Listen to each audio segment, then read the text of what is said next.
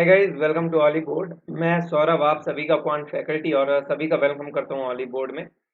और जैसे आप सभी को पता है कि आपकी क्लासेस चल रही थी, ठीक है, Monday Wednesday and Friday. So but because of power cut 4 PM पे आपका सेशन नहीं हो पाया था। तो ये सेशन मैं रिकॉर्ड कर रहा हूँ और जितने भी क्वेश्चन अपने को 4 पीएम पे डिस्कशन में लाने थे, वो सारे सवाल अपन इस सेशन में डिस्कस करेंगे, ठीक है। और तो आप क्वेश्चंस प्रैक्टिस कर लीजिएगा और सारे सॉल्यूशंस बताई दिए हैं तो देख लीजिएगा, ठीक है, जिससे किसी का भी लॉस यहाँ पे ना हो मेरी तरफ से, ठीक है।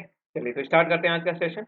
और जैसे पता है आपका 10 कदम की आपकी सीरीज चल रही थी और तो इस पे अपन बेस्ट क्वेश्चंस कर रहे थे, बेस्ट 10 क्वेश्चंस अपन कर रहे थे। वही बेस्ट 10 क्वेश्चंस अपन आगे भी कंटिन्यू करेंगे और ये आपका 10 कदम का थर्ड सेशन आपका रहने वाला है, ठीक है।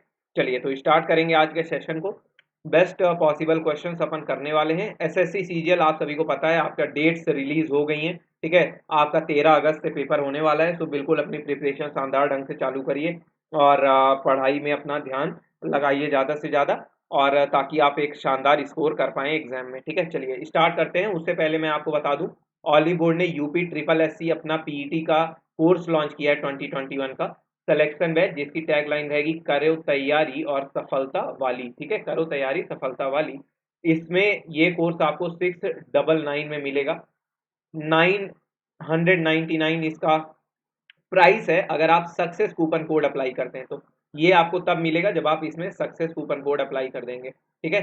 तो आप इस कोर्स को ज्वाइन कर सकते हैं वो सभी बच्चे, स्पेशली यूपी के, जो UP triple S PT exam देना चाहते हैं। ये सारी डिटेल्स हैं, 120 से ज़्यादा live classes, doubt session, live practice session, mock test etcetera. तो आप इसे ज्वाइन कर सकते हैं। कोड आपको यूज़ करना है सक्सेस।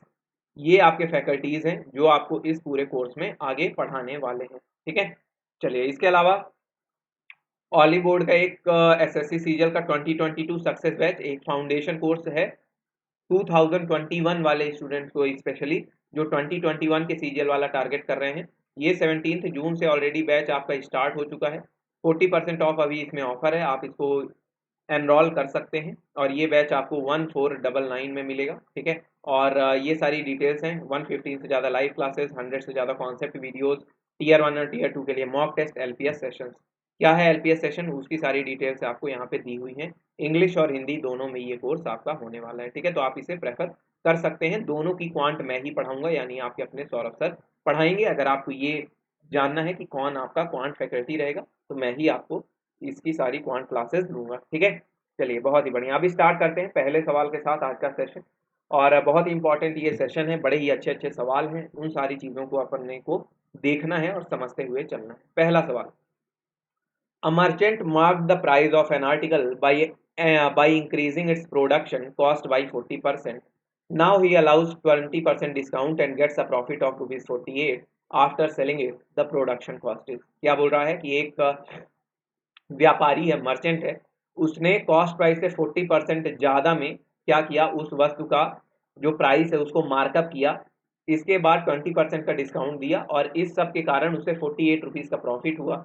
आपको ये बताना है कि कॉस्ट प्राइस यानी क्रय मूल्य कितना था उस वस्तु का।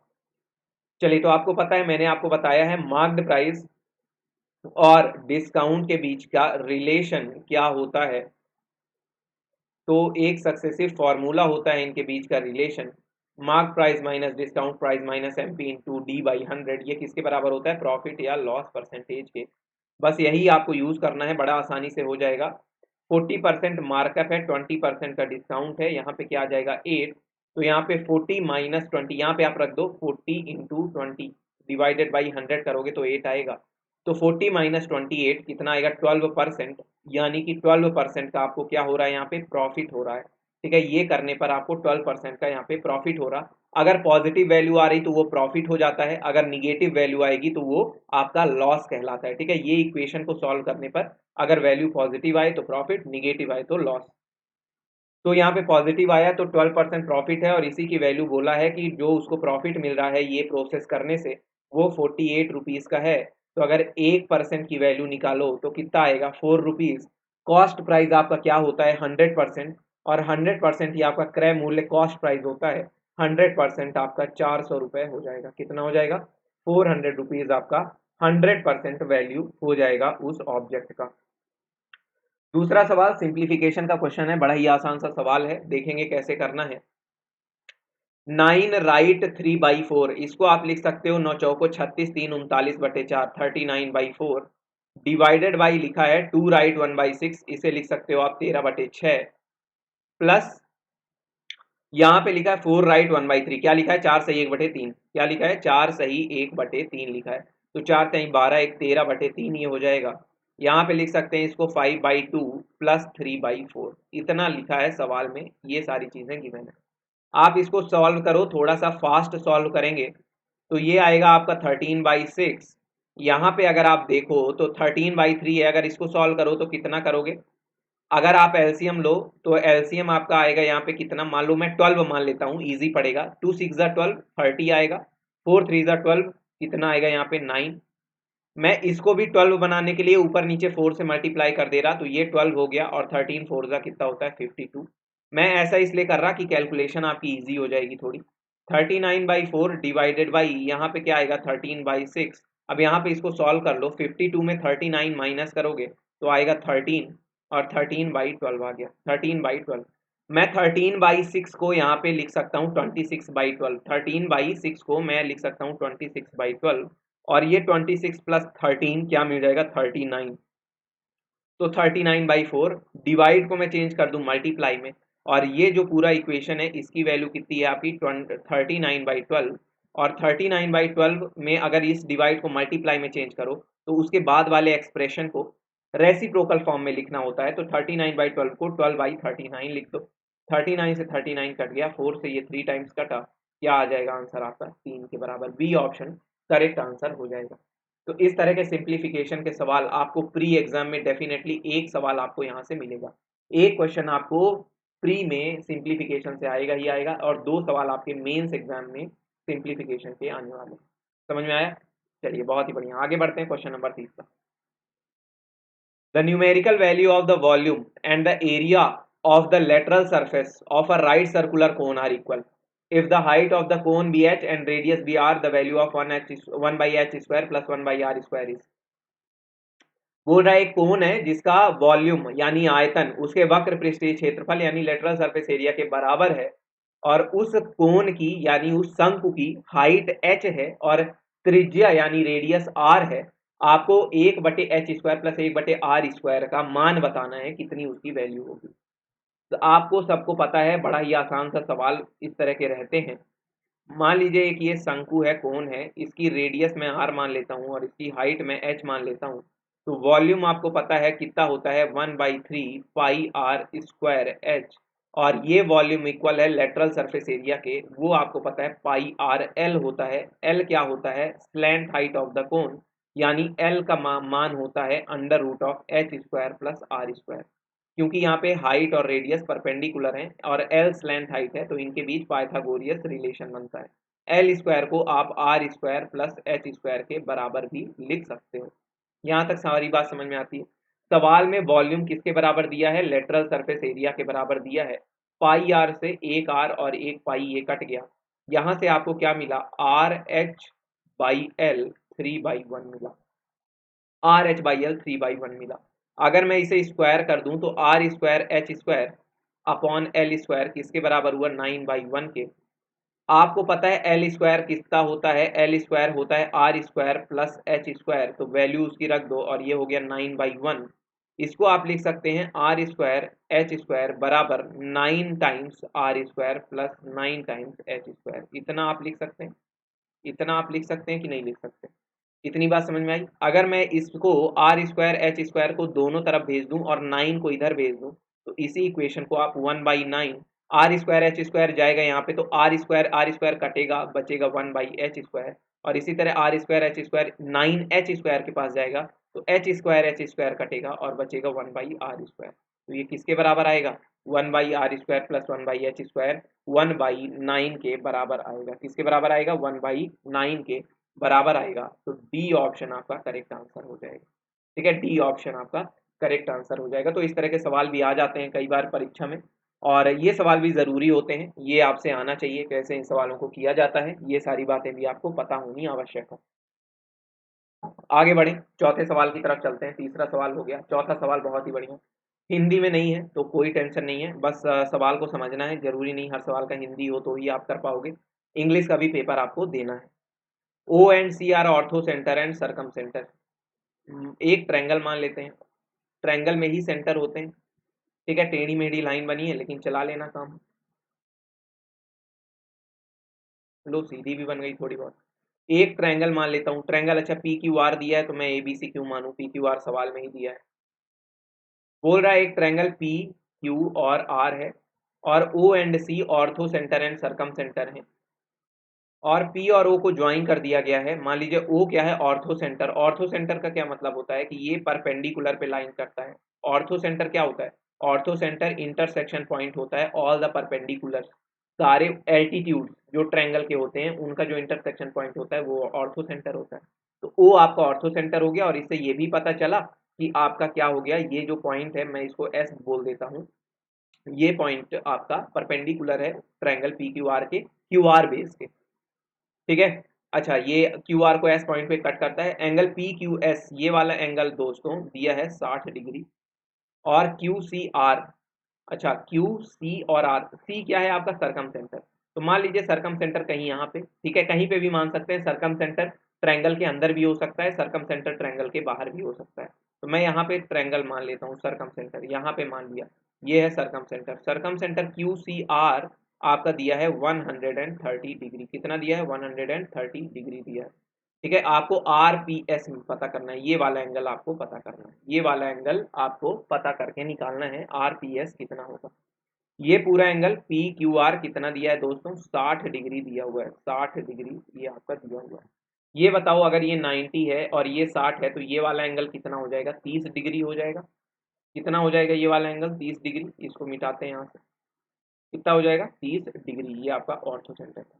अच्छा ये बताओ अगर ये सरकम सेंटर है, एंगल क्यू सी आर अगर 130 डिग्री और ये सरकम सेंटर है, तो आपको पता है प्रॉपर्टी क्या होती है, प्रॉपर्टी क्या होती है कि एंगल पी कितना हो जाएगा, ये angle Q C R by 2 हो जाएगा। क्यों, क्योंकि ये एक ऐसे सर्कल का सेंटर है, एक ऐसे सर्कल का ये सेंटर है जो सर्कल तीनों वर्टेक्स से पास होता है, जो सर्कल क्या होता है इस ट्रायंगल के तीनों वर्टेक्स से पास होगा, ऐसे सर्कल का सेंटर है जो इसका तीनों वर्टेक्स से पास होगा, ठीक है।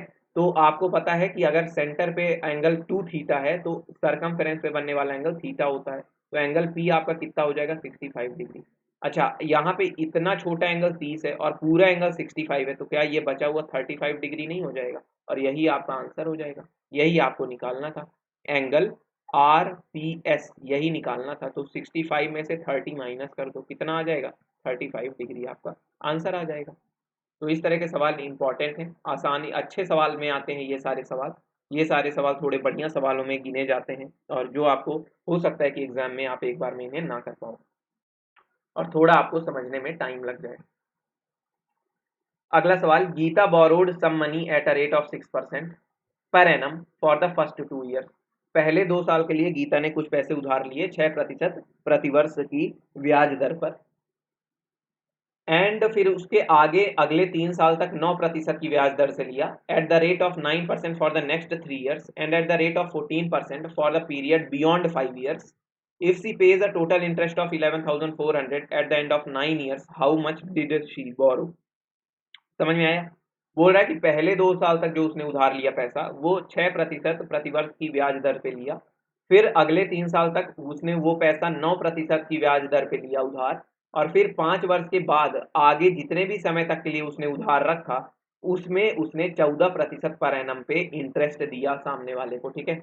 उसने 14% पे वो पैसा उधार ले रखा था 5 साल के बाद वाले समय में।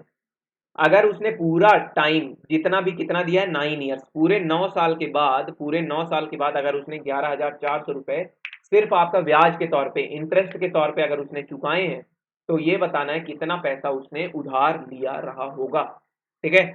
चलो तो पहले 2 साल ये बताओ, 2 साल अगर उसने 6% के हिसाब से उधार लिया था, फिर अगले 3 साल उसने 9% के हिसाब से उधार लिया था, और बचे लास्ट के 4 साल, क्योंकि पूरा 9 साल है, उसमें 14% के हिसाब से उसने पैसा उधार लिया था। अच्छा बात सिंपल इंटरेस्ट की कर रहे हैं, कहीं पे भी सवाल में कंपाउंड नहीं लिखा हुआ है, कंपाउंड नहीं लिखे होने पर सिंपल इंटरेस्ट ही माना जाता है। तो अगर वो जो भी प्रिंसिपल अमाउंट रहा होगा यहाँ पे, तो उस पे 2 साल में 6% के हिसाब से कितना इंटरेस्ट मिलेगा? 12% 2 साल में। 9% के हिसाब से 3 साल में 27% इंटरेस्ट मिलेगा, और 14 चौको 56% इंटरेस्ट मिलेगा 4 साल में 14% रेट ऑफ इंटरेस्ट के हिसाब से। अगर सबको जोड़ दो तो टोटल सिंपल इंटरेस्ट मिलेगा 9 साल का, उस अमाउंट पे कितने परसेंट का इंटरेस्ट मिला? तो 5 2 7 1 8 80, 6 2 8 7 15, कितना मिला? 95% क्या मिल गया यहाँ पे? सिंपल इंटरेस्ट मिला। और यही 95% जो इंटरेस्ट के तौर पे उसने चुकाया गीता ने, ये 11,400 रुपए के बराबर है।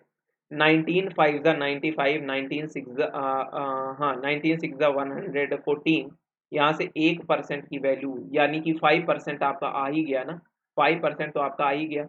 तो 5% की वैल्यू यहाँ पे आ गई 600, तो 20 से मल्टीप्लाई कर दो, 100% की वैल्यू कितनी हो जाएगी? 12,000। यानी उसने कितने रुपए उधार लिए रहे होंगे?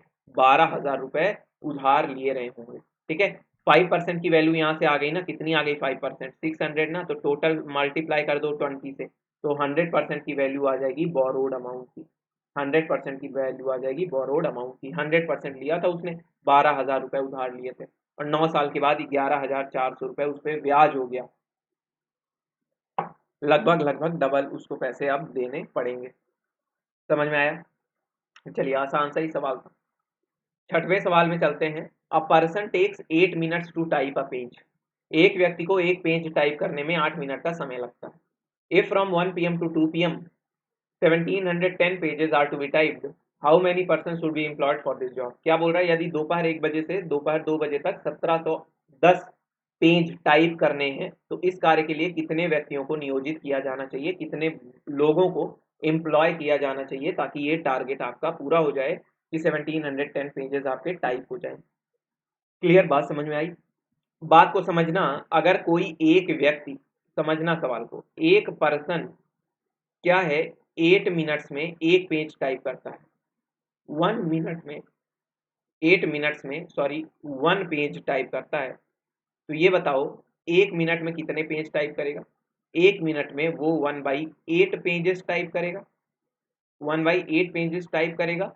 और मैं अगर बात करूं 1 घंटे की, क्योंकि क्वेश्चन में 1 घंटा बोला है ना, 1 PM से 2 PM के बीच में ही हमें 1710 पेज टाइप करने हैं, तो 1 घंटे के अंदर 1710 पेजेस टाइप करने हैं। तो अगर 1 मिनट में 1/8 पेजेस, तो 60 मिनट में 60/8 पेजेस वो क्या करेगा? टाइप करेगा। एक आदमी की बात कर रहा हूँ, ठीक है, टाइप करेगा। कौन? एक आदमी, केवल और केवल सिंगल पर्सन। अच्छा, टोटल नंबर ऑफ पेजेस कितने हैं? टोटल पेजेस कितने टाइप करने हैं दोस्तों? टोटल पेजेस है 1710। तो ये बताओ नंबर ऑफ एम्प्लॉयज कितने लगेंगे, नंबर ऑफ पर्सन्स कितने लगेंगे यहाँ पे? 1710 पेजेस आपको टाइप करने हैं, और 1 घंटे में यानी 60 मिनट में 60/8 पेज एक पर्सन टाइप करता है। तो अगर हम 60/8 से यहाँ पे डिवाइड कर दें, तो नंबर ऑफ पर्सन हमें मिल जाएंगे। तो यहाँ पे 0 से 0 आप काट दो, 171 गुणे 8/6, यही आएगा आपका आंसर। देख लो, 3 2 जा 6, 3 5 15, 3 7 जा 21, 3 7 21, 2 चौको 8, 57 गुणे 4 क्या आएगा? 228। 57 गुणे 4 कितना आएगा? 228। यानी कि 228 पर्सन को एम्प्लॉय करना पड़ेगा, मतलब उनको जॉब देनी पड़ेगी 1 घंटे के लिए, तभी 1710 पेज टाइप हो पाएंगे 1 घंटे के अंदर। ठीक है, ठीक है। अगर एक पेज को टाइप करने में एक व्यक्ति को 8 मिनट का समय लगता है, तो 228 लोग कुल चाहिए होंगे इस काम को पूरा अच्छी तरह से खत्म करने के लिए। समझ में आया? तो ये टाइम एंड वर्क का बहुत ही बेसिक सा आसान सा सवाल था। ठीक है, इसमें ऐसा कुछ भी नहीं था बहुत ज़्यादा टफ, बड़ा ही बेसिक सा आसान सा सवाल था टाइम एंड वर्क का। चलें आगे बढ़ा जाए, इतनी बातें क्लियर आती हैं आपको। चलिए, 7वां सवाल भी बहुत कठिन नहीं है। A does 4/5 of work in 20 days. A 4/5 work 20 दिनों में कर लेता है। फिर इसके बाद वो बी को बुलाता है, बी को कॉल करता है, और उन्होंने बचा हुआ काम को कितने टाइम में फिनिश करते हैं? 3 दिन में फिनिश करते हैं। He then calls in B and they together finish the remaining work in 3 days। How long B alone would take to do the whole work. ठीक है, बी अकेले पूरा काम करने में कितना समय लेगा, ये आपको बताना है। ठीक है, ए ने 4/5 काम 20 दिनों में करता है, तो अगर ए 4/5 काम 20 दिनों में करता है तो ये बताओ वो पूरा काम कितने दिन में करेगा। अगर ए 4/5 काम 20 दिनों में करता है तो वो 1 यूनिट का काम 25 दिनों में करता होगा, 25 दिनों में वो पूरा काम करता होगा। तो ए 25 डेज में कोई काम कंप्लीट कर सकता है। उसी तरह जब ए और बी वर्क किए तो ये दिया हुआ है कि जो रिमेनिंग वर्क है, रिमेनिंग वर्क कितना बचा था 1/5, 1/5 वर्क 3 डेज में कंप्लीट किए। किसने कंप्लीट किए? ए और बी ने मिलकर रिमेनिंग वर्क 3 डेज में कंप्लीट किए। तो ए और बी अगर 1/5 वर्क 3 डेज में कर रहे हैं तो 1 यूनिट वर्क कितने दिन में करेंगे? 15 डेज में। यानी कि ए और बी मिल करके अगर पूरा काम खत्म करते तो 15 डेज में खत्म कर लेते। यहां तक सारी बातें क्लियर है। इनका अगर एलसीएम आप देखो तो कितना आएगा, कितना आएगा यहाँ पे इनका एलसीएम, एलसीएम आएगा 25 और 25 से 75, कितना आ गया 75।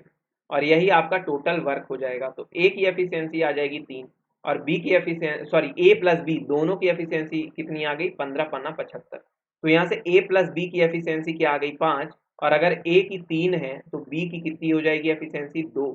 फिर ये बोल रहा है कि बी को अकेले काम करने में कितना समय लगेगा। तो टाइम टेकन बाई बी कितना हो जाएगा 75/2 टोटल वर्क अपॉन एफिशिएंसी यानी 37.5 डेज, 37.5 दिनों में बी अगर अकेले काम करता है तो वो उस काम को कंप्लीट कर सकता है। 37.5 दिनों में अगर बी उस काम को करने चले तो वो उसे पूरा कंप्लीट कर सकता है। समझ में आया? तो बड़ा आसान सा, बस इसी में यही पहली बात ध्यान देनी थी कि अगर 4/5 काम 20 दिन में ये कर पाता है तो 1 यूनिट काम मतलब टोटल 1 यूनिट 25 डेज में करेगा।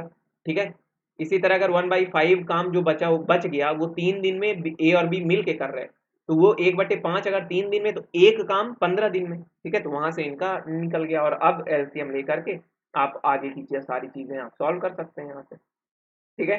चलें, तो क्लियर है ये वाला सवाल 7वां, बहुत ही आसान सा था, इसमें भी कुछ नहीं था, बिल्कुल इजी सा सवाल था। 8वां सवाल पढ़ेंगे और करेंगे। ये बिल्कुल रेशियो एंड प्रपोर्शन का बहुत ही आसान सा सवाल है, देखेंगे कि क्या बोल रहा है सवाल। Annual incomes of Amit and Veera are in the ratio 3:2। ठीक है। अमित और वीरा की वार्षिक आय का अनुपात दिया है 3:2। While the ratio of their expenditure is 5:3 और उनके खर्च का यानी उनके व्यय का अनुपात 5:3 है। If at the end of the year each saves ₹1000 the annual income of Amit, अगर वो साल के अंत में 1000 रुपए बचत करते हैं तो आपको ये बताना है कि अमित सालाना कितने पैसे कमाता है। Annual income of Amit is, annual income of Amit is. समझ में आया? यहाँ पे अमित है और वीरा, इनकम का रेशियो क्या है 3:2, एक्सपेंडिचर का रेशियो क्या है 5:3, 5:3। और इनकम में से एक्सपेंडिचर माइनस करते हैं मित्रों, दोस्तों, भाइयों, बहनों, सभी लोग।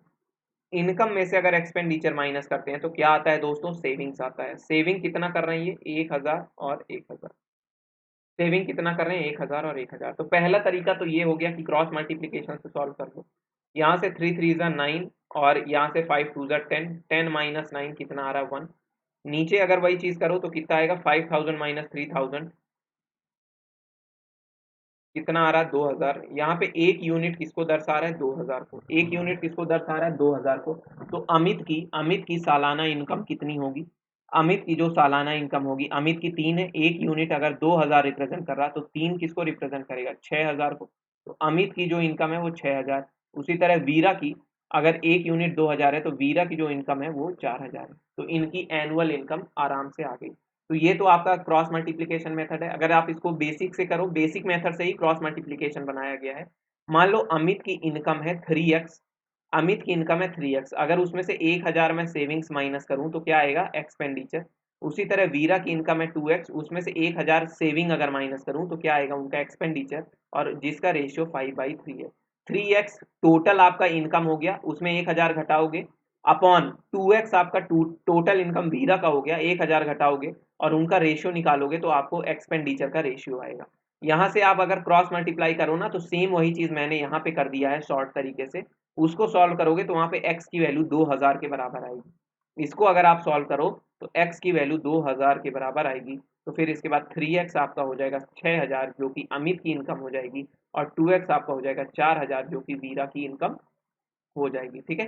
तो इसी शॉर्ट तरीके से इसी तरीके से ही आपका क्रॉस मल्टीप्लिकेशन मेथड वाला तरीका भी बनाया गया है। तो क्रॉस मल्टीप्लिकेशन से अगर आप सवाल करते हैं, सवाल ज़्यादा आसानी से जल्दी आपके सवाल हो जाएंगे। ठीक है, चलिए बहुत ही बढ़िया, अगले सवाल पे चलते हैं, 9th क्वेश्चन की तरफ आगे बढ़ते हैं।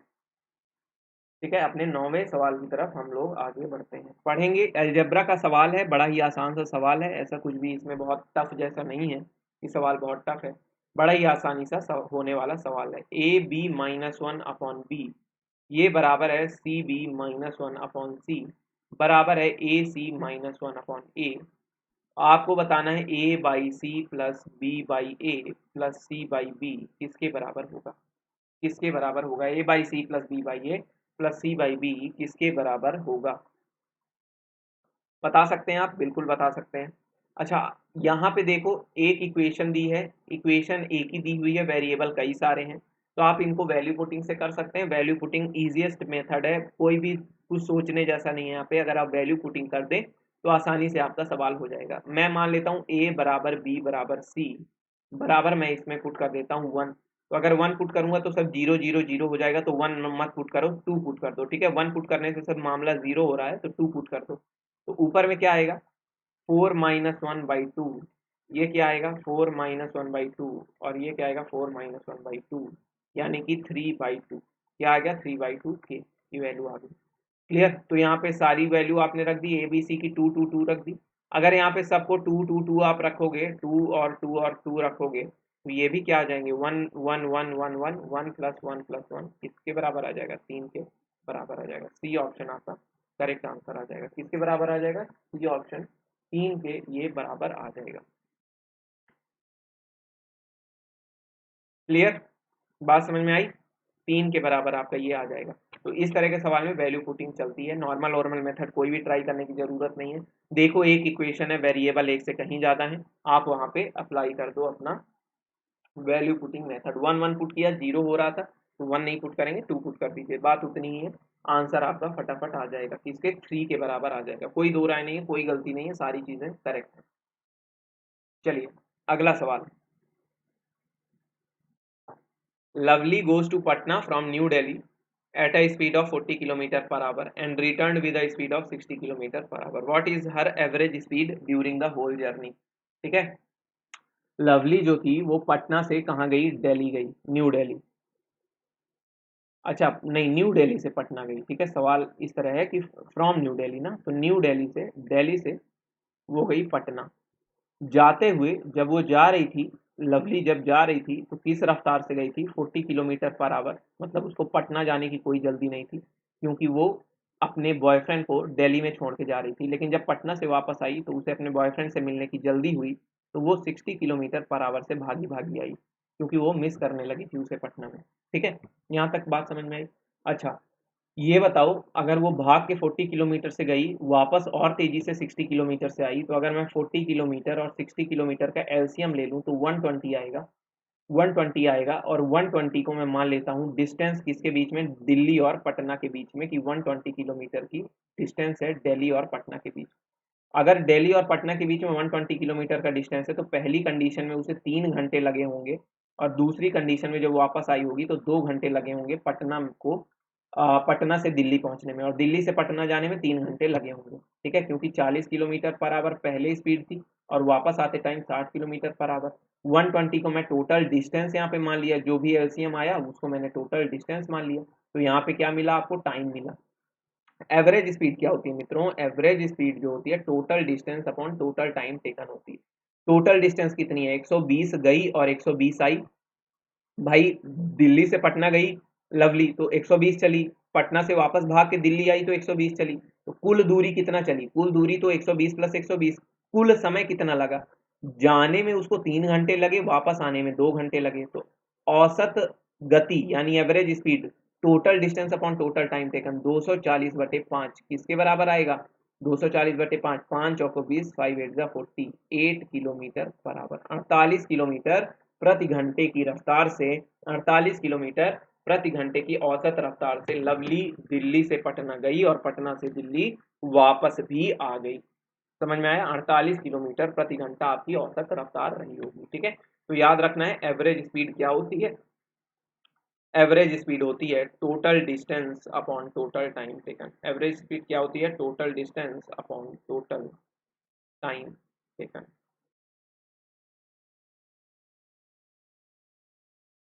अंडरस्टूड? कोई डाउट यहाँ तक? नहीं होना चाहिए। बहुत ही अच्छा सवाल था। इस तरह के सवाल आपके आते हैं प्री में, बहुत सारे सवाल देखने को मिलेंगे। ये वाला कॉन्सेप्ट एकदम याद रखना, बहुत सारे सवाल आपको प्री में इस तरह एज इट इज़ देखने को मिल जाएंगे। चलिए, तो ऑली बोर्ड का स्पोकन इंग्लिश का कोर्स लॉन्च है, आप इसे प्रेफर कर सकते हैं। हर्षिता मैम, कनक मैम, हार्दिक सर आपको पढ़ाएंगे इस कोर्स में। 30 से ज़्यादा वीडियो लेक्चर्स, 25 आवर्स से ज़्यादा वीडियो लाइव क्लासेस मिलेंगी, और भी बहुत सारी चीज़ें मिलेंगी आपको। ये कुछ करंट एंड अपकमिंग कोर्सेज हैं। SBI PO का selection batch, IBPO selection batch, IBPS RRB का selection batch, SSC CGL 2022 success batch, एज के शॉर्ट कोर्सेज सारे स्टार्ट हैं, और सारे आपको एज प्लेटफॉर्म पे मिल जाएंगे। अगर आप एज सब्सक्राइब करते हैं, या तो आप ऑली बोर्ड का ऐप डाउनलोड करके और वेबसाइट से भी इंडिविजुअली सारे कोर्स आप खरीद सकते हैं। So guys, thanks a lot for watching, and please do like the session. Okay, सभी लोग लाइक करेंगे वीडियो को, एंड शेयर करिए। और एक और इन्फॉर्मेशन सभी को कि नेक्स्ट मंडे से आपकी क्लास मेन चैनल पे अभी स्टार्ट होगी, यानी SSC RRB एक्सप्रेस पे नहीं, ऑलिव बोर्ड मेन चैनल पे आपकी मंडे से क्लास 6 PM पे होने वाली है। क्वांट की 6 PM पे क्वांट की क्लास होने वाली है। कब से? मंडे से मेन चैनल पे क्वांट क्लास। जो अभी 4 PM हो रही थी ना, जो अभी आपकी 4 PM क्लास हो रही थी SSC RRB एक्सप्रेस चैनल में, अब वो 6 PM होगी क्वांट की, वही सेम मैथ्स की क्लास आपकी मेन चैनल पे, ठीक है। और सेम मंडे, वेंसडे और फ्राइडे को, तो याद रखना, ठीक है। इंपॉर्टेंट इन्फॉर्मेशन है, मैं लाइव क्लास में भी आपको अनाउंस करवा दूंगा, ठीक है। तो ये बातें आपको याद रखनी है। चलिए, मिलेंगे अगली क्लास में गाइस, तब तक के लिए have a nice day, take care, bye bye, शब्बा खैर। Olive Board has come up with a new IBPS PO Selection 2021 batch. With this course, you will be able to solve questions faster by up to 35%, enhance your score by up to 19 marks, and improve accuracy by up to 61%. Coming to the features of the course, you will be given 85 plus live classes, 30 plus live practice sessions, 150 plus concept videos. Apart from that, you will also have access to 20 plus prelims level mock test and 10 mains level mock test. Also, 150 plus sectional and topic test. So why wait? Enroll for the course now and prepare with Olive Board.